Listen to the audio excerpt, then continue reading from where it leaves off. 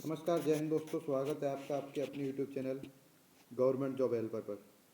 आज हम POCSO act के पीवाईक्यू का पार्ट 2 कर रहे हैं। पार्ट 1 हम इससे पहले कर चुके हैं और आज हम जो पॉक्सो एक्ट से संबंधित पीवाईक्यू कुछ रह गए थे उन्हें करके पॉक्सो एक्ट टॉपिक पूरा हमारा पीवाईक्यू कंप्लीट हो जाएगा। फिर हम इसके बाद मोटर व्हीकल एक्ट 1988 करेंगे। मोटर व्हीकल एक्ट 1988 का पार्ट 1 हमने करा दिया है, उसके भी पार्ट 2 में कंप्लीट हो जाएंगे क्वेश्चन, थोड़े क्वेश्चन रह गए हैं। तो छोटी छोटी वीडियो में हम सभी टॉपिक के पीवाईक्यू कर रहे हैं, संविधान के भी लाएंगे और अभी हम मूल विधि कर रहे हैं और इसी के साथ संविधान के भी आएंगे कल से और 7 तारीख से, परसों से 7 मई से। फिर हम हिंदी साहित्य के भी क्वेश्चन लाएंगे, हिंदी के भी पीवाईक्यू लाएंगे, मैथ और रीजनिंग के, ऐसे ही करके सभी पीवाईक्यू सारे टॉपिक वाइज अभी कंप्लीट करेंगे। फिर इसके बाद हम इसमें आगे सेक्शनल वाइज करेंगे, पूरा सब्जेक्ट, मैथ का अलग, रीजनिंग का अलग, हिंदी का अलग, जीएस का अलग। अभी इनमें जो कमी है आप उन्हें सुधारेंगे। फिर हम जो टॉपिक में जो सेक्शन पूरे मैथ सब्जेक्ट में कमी होगी वो सुधारेंगे। फिर हम फुल मॉक किया करेंगे। इस तरीके से अपनी स्ट्रेटजी लेके चलेंगे और सितारों को पक्का करेंगे। ठीक है, जय हिंद, जय भारत। आगे बढ़ते हैं। आप नए हैं चैनल पर तो चैनल को सब्सक्राइब कर लीजिए।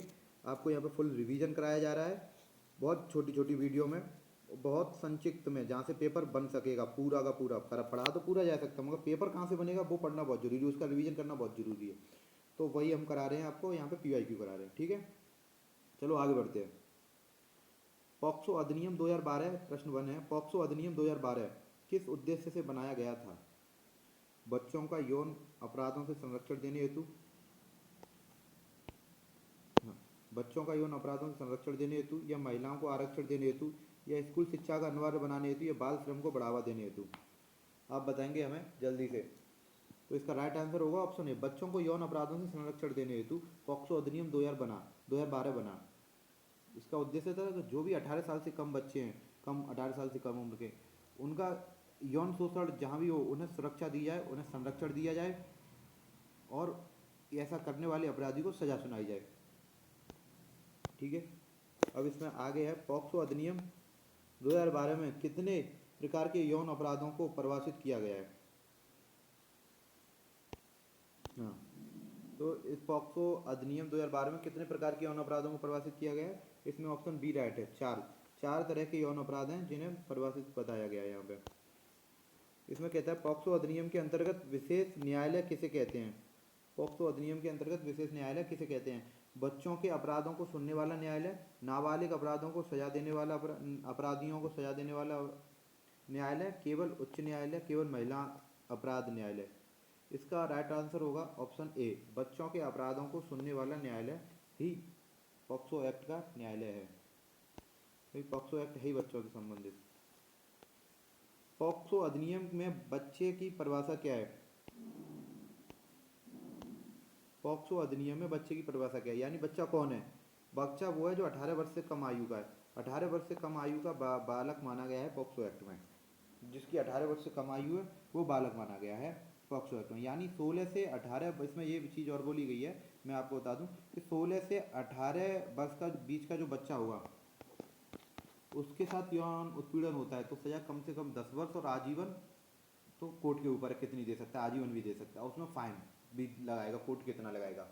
और यदि 16 वर्ष से नीचे का बच्चा है उसके साथ कोई अपराध होता है यौन उत्पीड़न, तो सजा इसमें कम से कम 20 वर्ष की है और इससे आगे आजीवन हो सकती है। कोर्ट के ऊपर डिसाइड है कितनी सजा देगा, कितना दंड देगा, पर कम से कम 20 वर्ष की उसमें दी जाएगी जो 16 से नीचे का बच्चा होगा उसके साथ। और 16 से 18 के बीच में चाहे बालक मीन्स लड़का लड़की दोनों हो सकते हैं। ठीक है, चलो आगे बढ़ते हैं।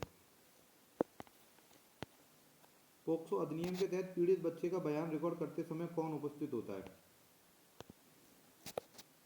केवल पुलिस अधिकारी, या माता पिता, या अभिभावक, पत्रकार, या स्कूल प्राचार्य?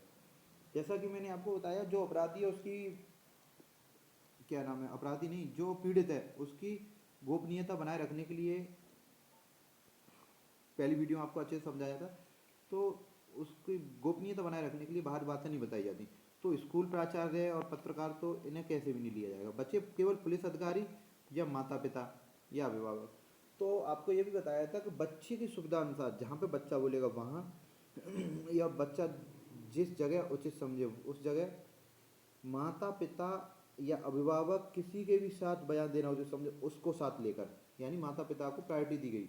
तो इसमें राइट आंसर होगा माता पिता या अभिभावक, इनको साथ लेकर के बयान लिए जाएंगे।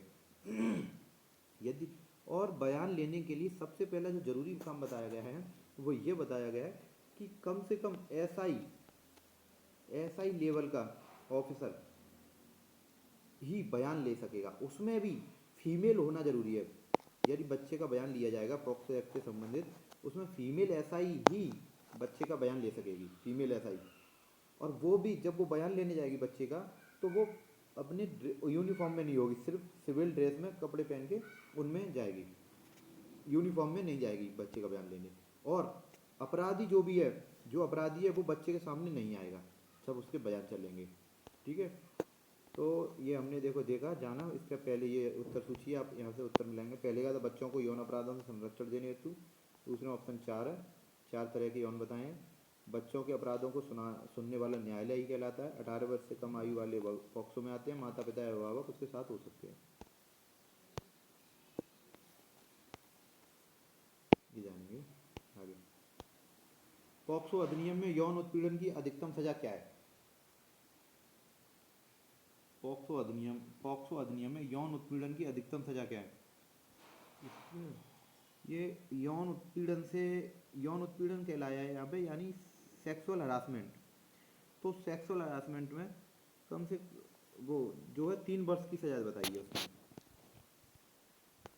यही है इसका।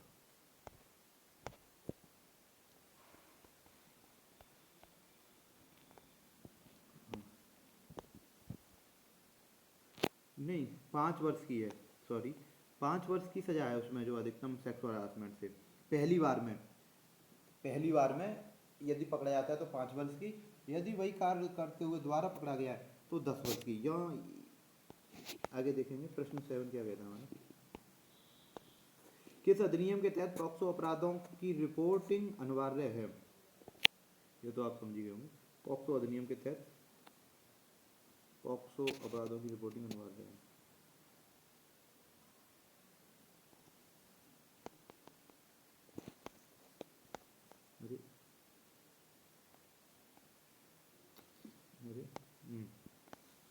पॉक्सो अधिनियम के तहत बच्चे की अश्लील तस्वीरें रखना किस अपराध में आता है?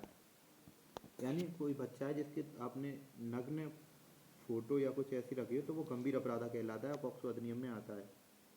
ठीक है, ये स्टोर करना धारा 15 में बताया गया है कि किसी बच्चे के अश्लील फोटो को स्टोर करके रखना गंभीर अपराध है। और उस पर यह भी बताया गया है यदि आप उसे बेचने के, दुष्प्रेरित करने के उद्देश्य या ब्लैकमेल करने के अपराध से रखते हैं उसमें सजा और बताई गई है ज़्यादा। ठीक है, 9 बताता है पॉक्सो अधिनियम के तहत जांच कितने दिनों पूरी होनी चाहिए? 30 दिन में, यानी जिस दिन से खबर आई है, हाँ, जिस दिन खबर आई है पॉक्सो की संबंधित पीड़ित अपनी खबर लेके आया उससे 30 दिन के अंदर आपको उसकी पूरी कार्रवाई करनी होगी, पूरे प्रूफ रिकॉर्ड सब करके पुलिस अधिकारी को रखने होंगे। और उससे जिस दिन पॉक्सो का केस चालू हुआ है उस दिन से फिक्स 1 साल के अंदर उसे गुनहगार को सजा सुनानी होगी। यानी कि जैसे आज है आपके 6 मई, तो 6 मई को यदि 6 मई 2025 में कोई पॉक्सो का केस आया तो 6 मई 2026 तक आपको उसे सजा सुनानी होगी और 30 दिन के अंदर आपको उसके सारे प्रूफ रिकॉर्ड तैयार करने होंगे। ठीक है, 10 कहता है पॉक्सो अधिनियम में किस आयु वर्ग को बच्चा माना गया है? इसमें है 18 वर्ष से कम, जैसे कि मैंने आपको पहले बताया है, ये प्रश्न दोबारा आ गया है। 18 वर्ष से कम वाले बच्चे को आयु वर्ग वाले को बच्चा माना गया है, वो पॉक्सो एक्ट के अंतर्गत आता है। जैसा कि मैं आपको बता दूं, आप ये हमें कमेंट करके बताएंगे कि कोई भी बच्चा 18 वर्ष से कम है वो पॉक्सो में आएगा, ये आपको पता है। और जैसे कि एक ये आता है कि ये 65 BNS की धारा 65 में, 65 और 65B में, एक सेकंड कन्फ्यूजन रहता है इसमें, 65 और 65B में बताया गया है कि 15 16 साल से नीचे का बच्चा जो भी होगा उसके साथ यदि यौन उत्पीड़न किया जाता है तो उसकी सजा बताई गई है। और यहाँ पॉक्सो में भी बताया गया है 14 में। तो क्या है कि जो 15 65 65 में बताया गया है वो रेप की श्रेणी है। यानी यहाँ पे क्या है कि जो पॉक्सो में बताया गया, पॉक्सो में उस बच्चे की सहमति भी हो सकती है, तो ये माना जाएगा उसे पहला पुतला लिया था इसलिए सजा सुनाई जाएगी। यहाँ पे उसकी सहमति नहीं होगी। पॉक्सो में ये लड़का लड़की कुछ भी हो सकता है। जैसे उसमें बड़े स्पष्ट बोला गया है कि बॉडी का कोई भी पार्ट, चाहे मेल या फीमेल का, जहाँ पे ऐसा कुछ किया जाए जिससे उसका यौन उत्पीड़न हो, वो पॉक्सो एक्ट के अंतर्गत आएगा। यहाँ पे बताया गया है कि सिर्फ लड़कियाँ ही होंगी, लड़की या फीमेल के बारे में बताया गया है। और वहाँ पे बताया गया है, जो फ़र्क मैं बता रहा हूँ वहाँ पे ये बताया गया है कि उसकी सहमति होगी, इसमें सहमति नहीं होगी, और ये रेप की श्रेणी में आएगा। ठीक है, इतना फ़र्क है इसमें। और बाकी आप हमें ये कमेंट करके बताएंगे, एक प्रश्न आपसे है कि कोई भी बच्चा यदि यदि इस अधिनियम के तहत, इस पॉक्सो के तहत कोई भी व्यक्ति किसी पे झूठा आरोप लगाता है, तो झूठा आरोप लगाने का पकड़े जाने पर कि ये पॉक्सो का झूठा आरोप लगाया था, तो मिनिमम कम से कम उसे झूठे केस के चक्कर में उसे कितनी सज़ा सुनाई जाएगी, उसे कितनी सज़ा सुनाई जाएगी जो पीड़ित बन के आया परंतु झूठा केस लेके आया था, वो सही नहीं था, तो झूठे केस पर उसे कम से कम कितनी सज़ा सुनाई जाएगी। ठीक है, आज के लिए बस इतना ही। ये PYQ कंप्लीट हो गए, पॉक्सो एक्ट अधिनियम से जितने भी आए थे हमारे कंप्लीट है। अब हम मोटर व्हीकल एक्ट का पार्ट 1 कर लिया है, मोटर व्हीकल एक्ट का पार्ट 2 भी करेंगे। उसके PYQ कुछ रह गए, फिर उससे आगे हम चलेंगे RTI 2005, और फिर हम आएंगे दहेज प्रतिशत अधिनियम 1961 से। ऐसे धीमे धीमे आगे बढ़ते चलेंगे, सारे PYQ करेंगे। ठीक है, ऐसे ही संविधान में चलेंगे, संविधान में कार्य और कार्यपालिका जानेंगे, फिर हम उसके शासन प्रस्ताव जानेंगे, फिर हम संविधान में ये देखेंगे भाग 5 में संघ संघ के बारे में जानेंगे, 52 से 151 अनुच्छेद तक जानेंगे, जिसमें हम राष्ट्रपति उपराष्ट्रपति 52 से 78 तक जानेंगे, और उसमें वो 52 से 73 तक, सॉरी। और फिर हम जानेंगे उसमें कार्यपालिका 77 78, फिर आगे ऐसे जड़ते चले जाएंगे, और हम उसमें 76 में मान न्यायवादी के बारे में जानेंगे। ऐसे करके धीमे धीमे 1 2 3 में सुप्रीम कोर्ट के बारे में जानेंगे। तो धीमे धीमे हम सारी प्रैक्टिस रिवीजन करते चलेंगे, सबसे लेके आएंगे PYQ। ठीक है, बने रहिए चैनल पे। यदि आप चैनल पर नए हैं तो सब्सक्राइब कर लीजिए, आपको मटेरियल बहुत अच्छा मिलने वाला है और सब कुछ मिलेगा। ठीक है, फिर मिलेंगे एक नई वीडियो के साथ, तब तक के लिए हंसते रहिए, मुस्कुराते रहिए, और जय हिंद जय भारत बोलते रहिए। बोलो जय माँ सरस्वती।